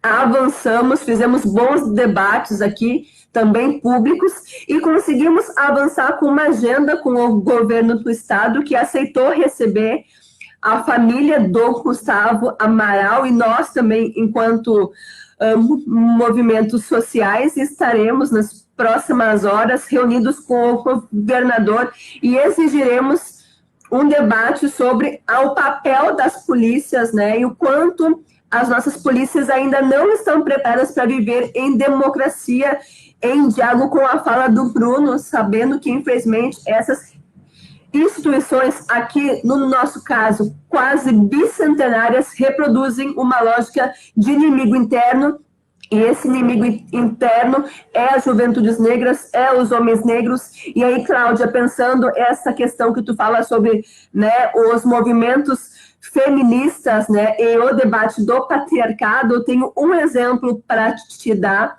na qual nós temos ainda muito que avançar com as nossas irmãs feministas brancas. Tivemos um ato no ano retrasado aqui no nosso estado de unidade dos movimentos, enfim, com mulheres negras e não negras, e na hora do trajeto, as mulheres negras decidiram romper com o ato e ir em direção ao nosso local seguro, que é a Praça do Zumbi dos Palmares, aqui no Rio Grande do Sul, aqui em Porto Alegre, enquanto as nossas mulheres, nossas aliadas, mulheres brancas, foram em direção ao confronto com a polícia do Rio Grande do Sul, que já estava cercando uma certa área, e nós falamos, nós não vamos para esse local, porque nós sabemos quais corpos que serão selecionados pelo sistema. É um debate que precisamos avançar, porque nós sabemos que nós precisamos ser também a população branca aliada como escudos, em muitos momentos defendendo os nossos corpos negros, e essa fala quem reproduz cotidianamente para nós aqui no Rio Grande do Sul é a Yassa Andali, uma mulher negra de terreiro, que é a nossa mestra, digamos assim, que nos momentos oportunos faz esse debate com os nossos irmãos brancos aliados. Vocês precisam se colocar enquanto escudos, porque nós sabemos que nesse sistema do sistema, inclusive de segurança pública, os nossos corpos que, infelizmente, serão os corpos selecionados. Então, buscamos, neste contexto, pensar essas alternativas, tanto de visibilidade com a pauta, mas de pensar algumas agendas que a gente possa ter uma certa convergência. Eu acho que precisamos pensar o tema das polícias no nosso país, porque é inadmissível as cifras, é inadmissível a conduta e é inadmissível de como o sistema de justiça também atua nesses casos, como, por exemplo, aqui no Rio Grande do Sul, falando que é imaginário, né? Uma legítima defesa. A gente sabe que imaginária é a construção racista da nossa sociedade, que as instituições as reproduzem, e precisamos combater tanto na produção de conhecimento e pensando essas alianças entre as nossas produções, tanto também quanto na questão da linha de frente, é no enfrentamento, e eu sou que nem você, me coloco à disposição como uma soldada na luta, seja ela em qual local se será virtualmente, se será presencialmente, se será na produção acadêmica, se será, enfim, estamos aí, e te agradeço imensamente por esse convite, porque são espaços como esse que nos trazem um pouco mais de oxigênio que nos é retirado a cada ataque contra nosso povo, a cada ataque contra os nossos irmãos, porque atacando os nossos irmãos, nos atacam também a nossa humanidade. Meu muito obrigada pela oportunidade, querido. Eu é que agradeço, né? Enfim, tem duas perguntas que eu acho que elas são correlatas, né? Uma é do professor Naldson, da Universidade Federal do Mato Grosso, que coordena o Núcleo de Estudos da Violência. Já esteve conosco numa live anterior em que nós discutimos violência policial e população negra. É um grande estudioso da questão, em que ele pergunta para todos, né? Ele coloca aqui, para os debatedores e debatedoras, qual a relação entre o racismo estrutural no Brasil com o racismo de Portugal, similitudes e diferenças. E aí já tem uma pergunta também da Aline, que é um pouco mais direcionada, em que ela pergunta a respeito, poderiam colocar na tela a pergunta da Aline, mas ela quer saber um pouco mais sobre, aí mais para o Bruno, esse olhar sobre educação formal portuguesa em termos de currículos escolares, acerca do colonialismo e do racismo, né? Como é que os materiais didáticos também, português ou as propostas curriculares representam, trabalham essa questão do colonialismo e do racismo. Eu acho que a gente tem, vamos começar, vou dar por conta do tempo, né? Vamos começar pela pergunta do Naldson, mas aí eu vou fazer um giro ao contrário, vou pedir para o Marcos tentar responder o Naldson, depois a Suelen, depois o Bruno, porque daí o Bruno já responde a do Naldson e da Aline, porque da Aline já foi mais direcionado mesmo para o Bruno. Pode ser assim? Ok. Então, vamos lá.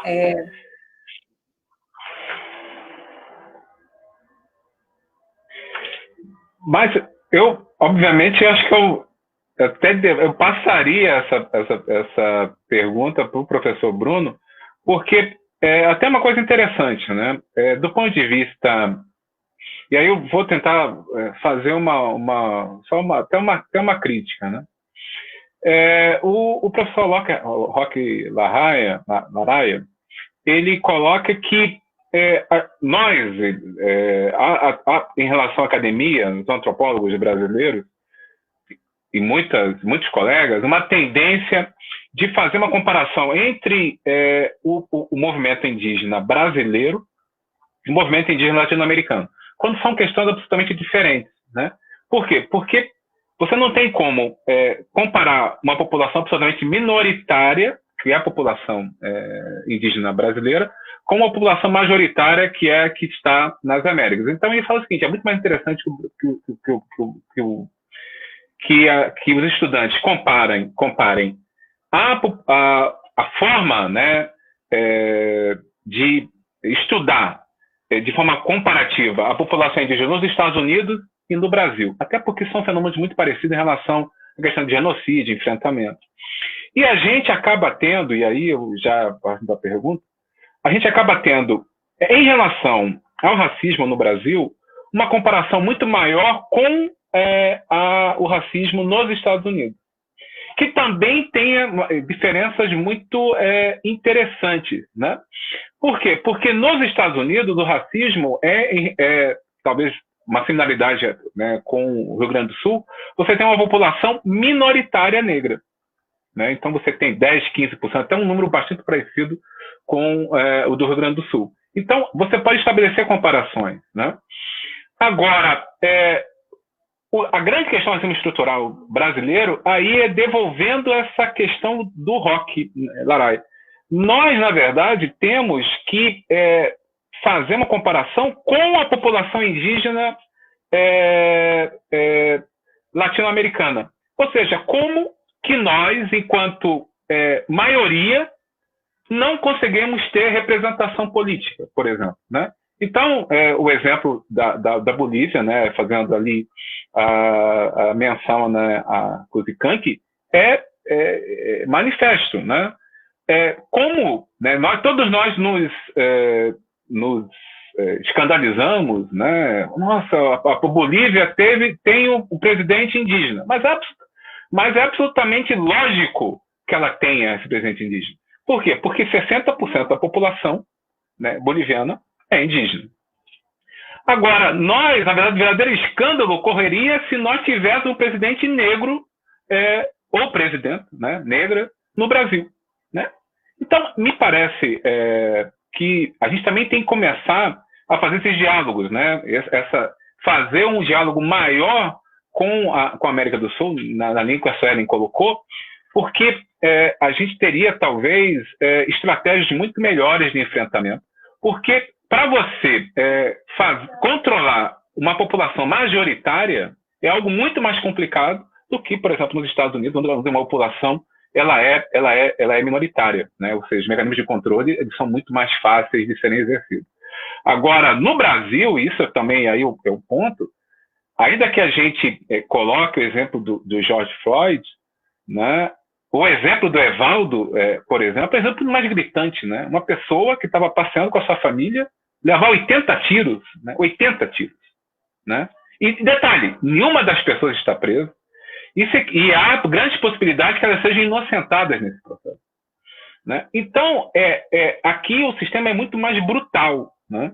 Só que você acaba tendo, né, uma violência, né, simbólica, né, de invisibilização, porque talvez a maior, e aí eu volto, né, ao exemplo lá do Rodney King, né, que eu sempre dou esse exemplo, que os direitos humanos eles começaram a mudar, talvez com o exemplo do Rodney King, porque durante muito tempo nós tivemos a invisibilização de violências. E as mídias, né, elas acabaram trazendo essa possibilidade das violências serem explicitadas. E o primeiro grande caso é o caso Rodney King, né, que é aquele caso de 1992, em que houve a filmagem do espancamento dele por policiais brancos. Então, aquele é um turning point na definição de direitos humanos, né? Mas, voltando aqui, né, e aí eu já encerro. No Brasil, essa violência tem que ser muito mais intensa.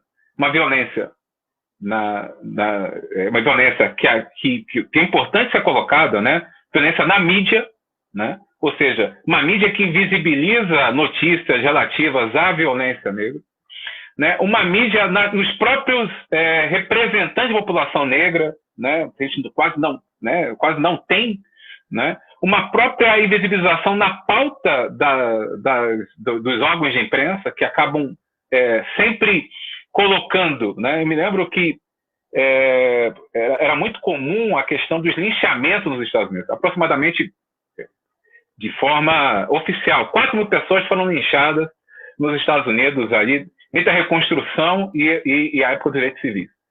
E houve uma ativista, uma mulher, né, Ida Wells, que no final do século XIX, início do século XX, ela fez esse processo de correção. Então, o New York Times colocou que um negro foi linchado.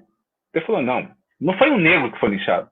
Foi uma pessoa que estava sob a custódia do Estado, foi retirada da custódia do Estado, enforcada, com o corpo crivado de balas, né, vilipendiada, ou seja, algo absolutamente inaceitável se ela não fosse negra.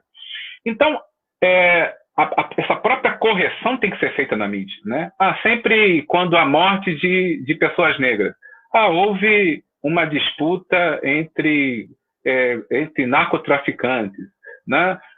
Que um suspeito foi morto pela polícia, que a fulano resistiu à intervenção policial. Sempre, né? Então, encerrando intimamente, enquanto a gente não tiver a noção da dimensão da violência no Brasil, que é muito maior em todos os aspectos, a gente não vai ter condições efetivamente de enfrentá-la, né? Só a partir do momento em que nós temos a dimensão do problema que nós podemos enfrentá-lo, né? E eu acho que a gente não tem ainda essa clara dimensão do tamanho da violência em todos os aspectos, simbólica, não apenas violência física, mas essencialmente simbólica, que é cometida. E aí nós temos essa falha, né? Que nós acabamos não olhando de uma forma tão intensa em relação a Portugal, né? Pelo menos eu confesso que eu tenho uma absoluta ignorância em relação a como que obviamente eu já estive em Portugal algumas vezes, mas me parece que mas eu não vou fazer, né, um achismo aqui, mas eu entendo que falta talvez esse olhar, né, não apenas para a América Latina, mas também esse olhar em relação a Portugal. A gente acaba ficando muito eclipsado, né, muito voltado para esse racismo americano, que são realidades diferentes, né? É importante, né, colocar isso. A gente não pode colocar, inclusive em termos de mobilização, eu participei de uma live recentemente, assim, não pode, assim, se você fizer uma manifestação no complexo alemão, né, você já sabe qual que vai ser o resultado. Agora, isso é totalmente diferente se você fazer uma manifestação em Minneapolis, né, em Nova York, com uma população em que boa parte dos representantes fazem parte da classe média americana, né? Ou seja, pessoas, né, que têm condições, que têm... ou seja, são comparações muito diferentes, né? Até isso é um dos pontos muito negativos nesse processo dessa jornada anti-racismo, foi essa comparação da suposto imobilismo do movimento negro brasileiro em relação, né? Por que vocês não vão para a rua? Primeiro, né? Quem que são as pessoas que têm que fazer jornada de 10, 12, 14, 16 horas? População negra. Quem que mora nas periferias? População negra, né? Então, onde que ou seja, o próprio fato dessa pessoa se deslocar, né, para o centro, onde haverá a cobertura da mídia, né, já é para ela um risco, porque ela vai ter que, ela não tem carro, ela vai ter que entrar num ônibus, né, se sujeitar, especialmente nesse momento da pandemia, a um processo de contaminação. Quer dizer, a própria exposição, né, desse suposto imobilismo já é também a manifestação racista, porque a pessoa sequer consegue se colocar no lugar das pessoas que ela está criticando, né? Não sabe onde elas moram, não sabe onde elas vivem, né? Não sabe o que elas fazem, né? Não sabe por que elas, né, sequer conseguem se manifestar. Então, são vários aspectos, né, que mostram a gravidade do que nós temos e como é necessário, né, uma série de movimentos muito fortes, né, para que a gente consiga fazer com que esse processo se inverta, em que efetivamente a maioria desse país possa ser representado, que até o momento não é.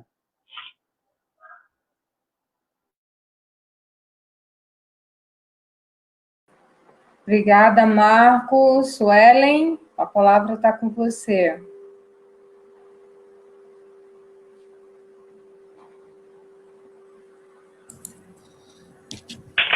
Tudo ok, então? Tranquilo. Estava aqui no celular vendo outra coisa, mas compartilhando, então, de algumas questões que foram apresentadas pelo Marco. Eu acho que é bem importante, de fato, a gente pensar esse perfil. Então, nós estávamos conversando por poucos dias com o nosso professor aqui da URGS, o professor José Carlos dos Anjos, que é nossa referência aqui de docente, um homem negro comprometido com a luta também, e nós fazíamos esse debate sobre as nossas possibilidades, né, nossas construções de alternativas à visibilidade para alguns temas, né. E ele nos respondia, nos trazia mais inquietações, né, e a provocação dele era a seguinte, né, nós estamos no Sul com essa experiência, né, colonial nesse contexto, e só de existir um movimento negro organizado em território nacional já é uma conquista, né, porque todo o processo que tivemos nessa perspectiva, né, de silenciamento, de morte, produção de morte física, simbólica e política, já é uma vitória considerada nesse contexto onde, de fato, o movimento negro educa e educou e continuará educando, né, as nossas experiências locais. O que ele fez a gente refletir, que eu achei que foi bem importante até para compartilhar aqui com vocês, é o quanto o nosso campo progressista precisa, digamos assim, né, os aliados, né, refletir sobre a nossa construção e pensar coletivamente de que forma que a gente desracializa essas instituições, né, e do quanto o problema não está colocado para nós que nos articulamos, que vivenciamos essas experiências das mais diferentes formas, seja na academia, seja na militância política, né? Mas do quanto essa adesão moral, podemos dizer assim, no nosso caso, ela é um processo complexo, né? Do quanto esse contexto dessa promessa da branquitude para com o nosso país produz também uma certa adesão moral inferior a outras experiências, né? E aí a gente pode pensar que esse processo da emergência, da pauta, eu acho que as resistências que nós temos aqui, tanto indígenas quanto dos movimentos quilombolas, estão nos dando alguns recados, né? Por exemplo, nas nossas articulações aqui do Rio Grande do Sul, o movimento quilombola dizia: nós não iremos para as ruas, nós não iremos por uma opção política e por uma opção de preservar os nossos corpos. E nesse contexto de pandemia, estamos mais vulneráveis a não acesso à política pública, não acesso à saúde, não acesso à educação. Aqui, por exemplo, nós estamos sem acesso ao transporte coletivo nas comunidades. Houve um corte, literalmente, de linhas, né, que, de fato, atingem diretamente as nossas populações negras, né? Então, o quanto a gente deve trazer esse debate para um outro campo, né? E não nessa perspectiva do porquê que não há ações aqui no nosso país, o porquê que não há uma articulação de um campo que, em tese, se propõe progressista, que precisa compreender que, na experiência brasileira, a estrutura de raça é uma estrutura que precisa ser considerada nas nossas produções, inclusive nos nossos processos de construção legislativa. Eu acho que é uma outra questão que a gente visualiza, que é nesse contexto também, é que as propostas mais fáceis vão avançando, né? Então, quando a gente pensar no nosso país, infelizmente, do quanto a lei de drogas, que tinha um processo inicial, em tese, importante, né, de classificar quem era o usuário, quem era traficante, a gente viu que da borboleta se fez um morcego, né? Não sei que outra palavra utilizar, mas o quanto a seletividade, tanto das polícias lá na ponta até o sistema judiciário, tu trouxe o boom do encarceramento que bem a Cláudia apresenta aqui, que não é só o masculino, mas também o feminino. Aqui no Rio Grande do Sul, o boom de encarceramento feminino de mulheres negras é mais de 500%. Então, ou seja, um fenômeno recente também do nosso contexto, do quanto nesse contexto de crise, algumas alternativas, algumas saídas, na realidade, são saídas que, se a gente não compreender na perspectiva das desigualdades, tanto de gênero quanto de raça, a gente acaba caindo em grandes armadilhas, né? Então, como pensar essa desracialização das nossas instituições e como pensar o papel, né, das forças políticas que precisam, de fato, encarar e trazer a pauta para o centro da política e não para a periferia. Eu acho que esse é um grande desafio que as nossas organizações, que os nossos espaços precisamos refletir, que essa baixa adesão moral, na minha avaliação, é um pouco desse retrato da nossa realidade brasileira. Essa inércia é uma inércia proposital, né? Uma inércia racista que está incorporada, infelizmente, neste imaginário que vem de uma ideia que aqui vivemos e vivemos em harmonia. A gente sabe que essa harmonia nunca existiu, não existe e possivelmente não existirá. Então, o quanto nós temos que ter um compromisso nessa construção coletiva de a gente pensar de como a gente desincorpora dessas instituições essa armadilha muito bem construída pelo sistema colonial e muito bem revestida no sistema capitalista, nessa sua versão neoliberal que produz a nossa morte em larga escala, tanto física, mas quanto também política.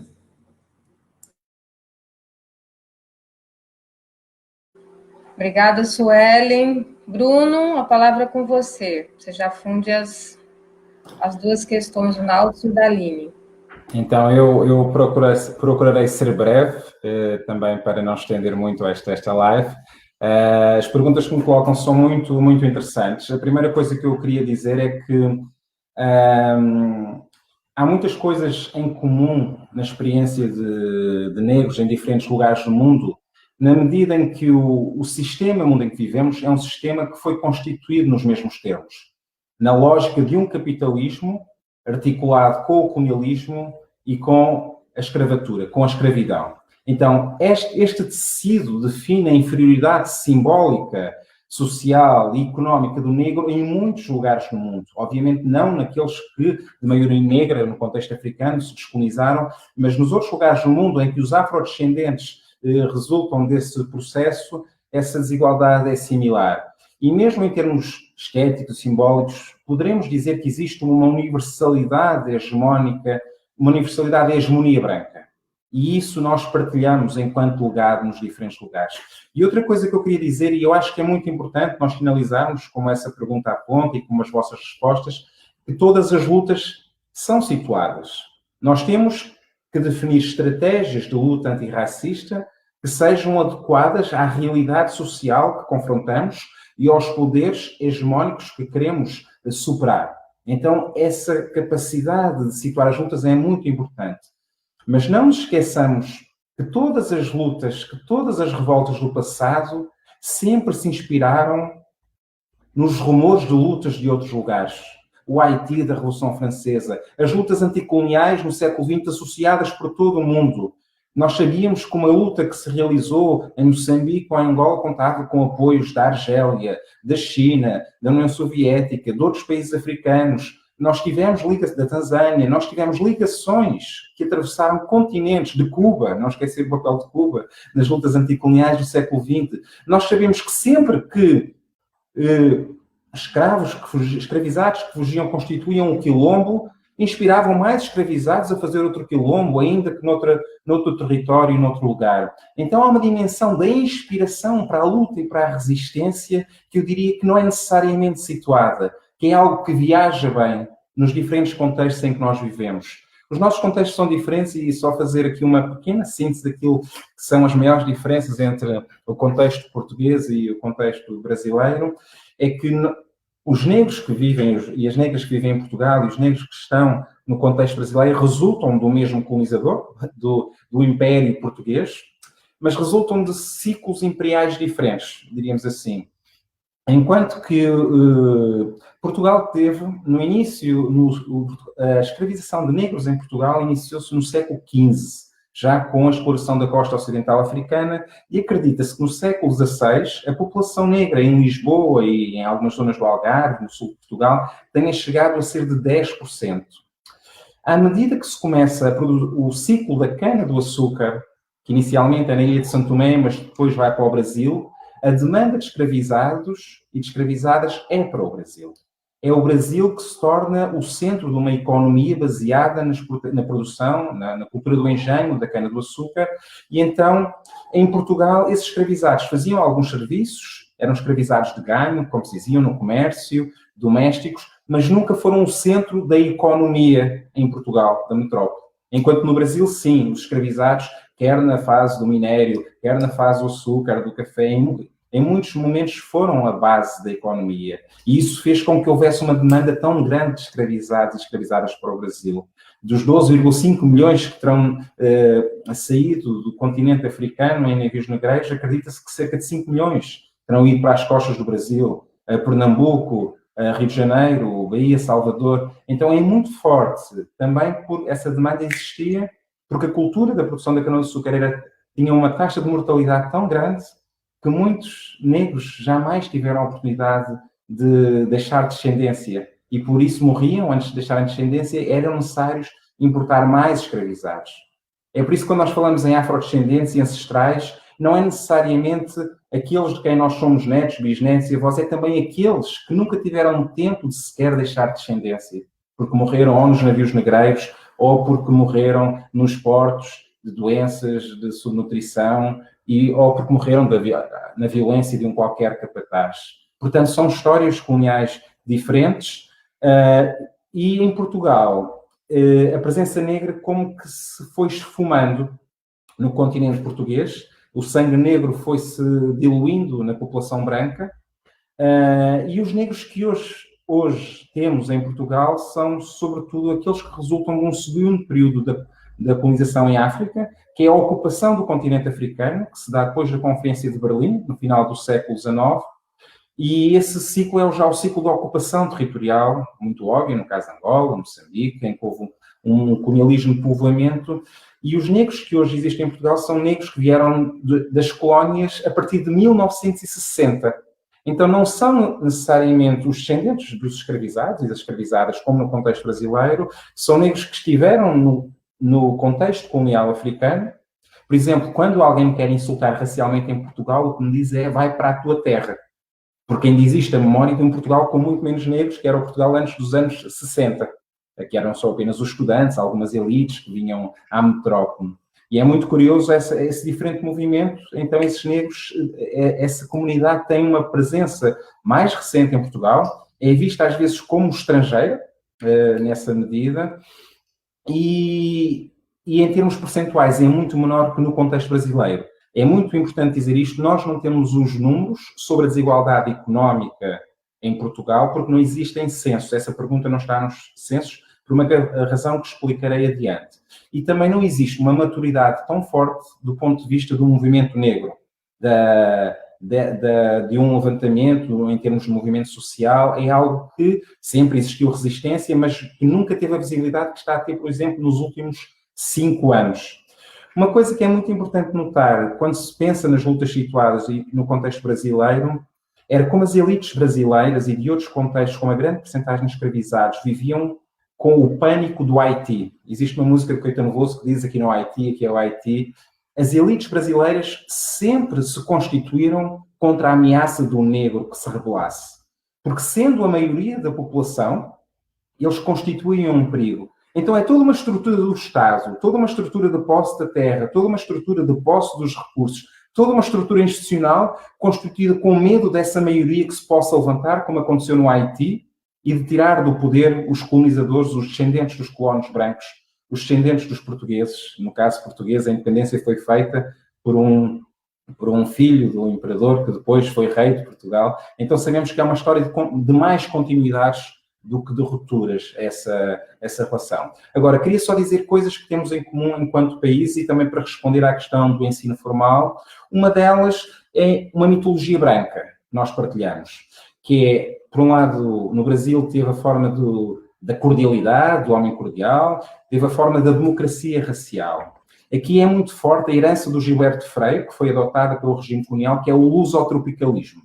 A ideia de que os portugueses não foram colonizadores tão violentos como os outros, eram apenas mais dados à miscigenação e tinham uma naturalidade na vivência nos trópicos e nessa vivência e que produziram um colonialismo não violento.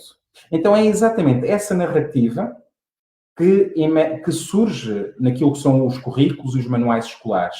A ideia de que os portugueses, quando pensam na sua relação com o mundo, não se pensam como colonizadores, pensam-se como descobridores. Pensam-se como aqueles que deram novos mundos ao mundo. Então existe uma narrativa celebratória dos navegadores portugueses, de Vasco da Gama, de Álvares Cabral, mas falar de escravidão, de violência colonial, é algo muito sensível para um certo nacionalismo português, que fez a sua luta contra o fascismo no século XX e viveu um processo de descolonização que foi feito pelos negros que combateram contra o regime colonial português, sem de alguma vez ter descolonizado o seu pensamento, a sua episteme. Então, a visão que existe em Portugal é uma visão parecida com a democracia racial, um imaginário de que não existe racismo. E é um imaginário que em Portugal é mais fácil manter porque acredita-se que a percentagem de negros será menor e porque até agora era, na sua maioria, uma minoria que não era ruidosa, que não denunciava o racismo de frente ou com a capacidade pública de o denunciar como existe hoje. Uma coisa que nós sabemos é que a presença negra é sempre muito bem tida e muito querida enquanto os negros se mantêm no lugar da subalternidade. Enquanto eles limpam as casas dos brancos, enquanto eles fazem os trabalhos sujos, enquanto eles ficam na periferia, enquanto eles aceitam todos os insultos. Quando eles se rebelam, parece que poucos são muitos. E é um pouco aquilo que nós vamos vivendo em diferentes lugares do mundo. A questão é que nós sabemos que nós somos muitos, a nossa luta é antiga e que se nós estivermos aliados, mais fácil será fazermos então essas lutas situadas contra esse racismo que ainda impera nas diferentes sociedades em que vivemos.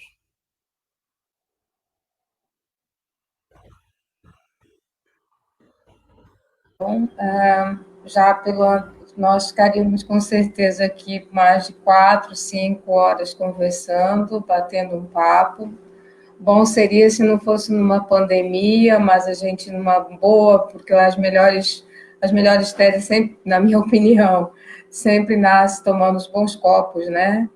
Que pode ser de cerveja, pode ser de tequila, né? Então, nós poderíamos aí estar festejando em outros espaços e batendo papos até umas 4 horas da manhã, festejando, rindo e aprendendo muito, né?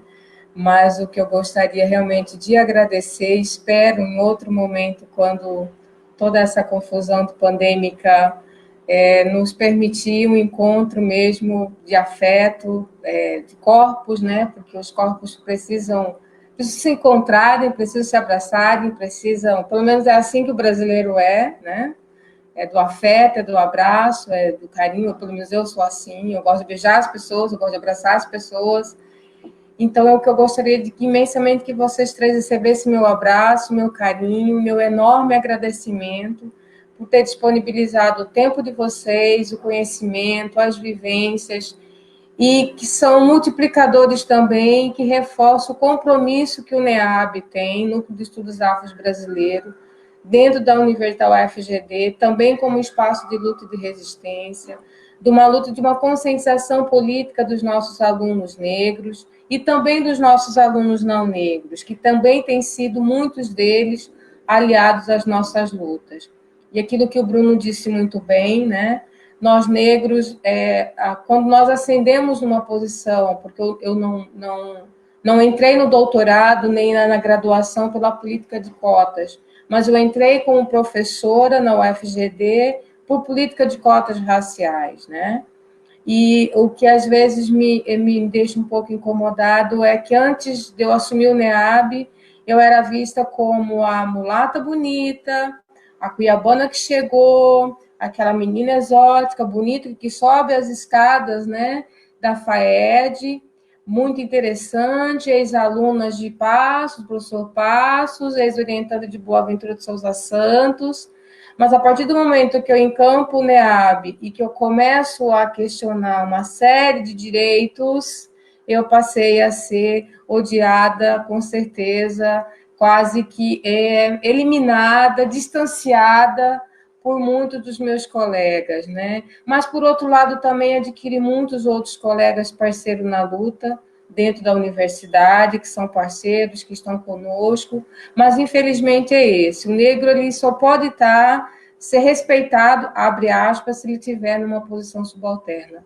E a subalternidade é algo que nos desumaniza e que não nos inspira há muito tempo. E o que eu digo aos meus alunos é que nós temos, eles que são mais jovens, porque eu já estou chegando aos 50 anos de idade, que eles têm um compromisso, uma responsabilidade, porque outros já lutaram as nossas lutas para que nós estivéssemos aqui. E, a partir de agora, eles têm um compromisso de continuá-las para que outros venham depois deles. E a primeira coisa que se tem a fazer é a conscientização política, é a conscientização histórica, é o conhecimento, são as leituras, né? Sobretudo num lugar em que os nossos corpos vivem em posição premente de desigualdade em sistemas desiguais. Então, eu só tenho que agradecer. Muito obrigada a todos vocês. Um grande abraço a todos. Muito obrigada, querida. Seguiremos firmes e fortes. Muito obrigado pelo convite. Forte abraço a todas e todos.